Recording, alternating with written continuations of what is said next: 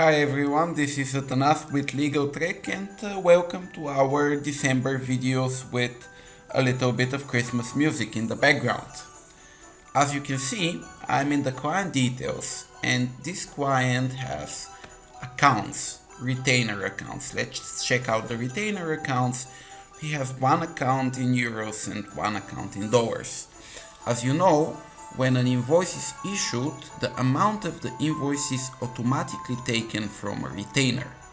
However, up until now, the retainer chosen was automatically the first one. Now we've created a drop-down for you, so when you create an invoice, you can choose which retainer to take the invoice from. Let me demonstrate and jump right ahead to step 3.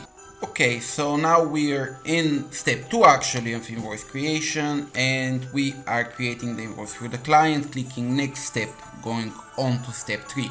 Here is where the system is going to ask you which of the two retainers would you like to get the amount out of for the invoice. So you just choose the retainer you want, you click yes, and the system performs this action automatically for you.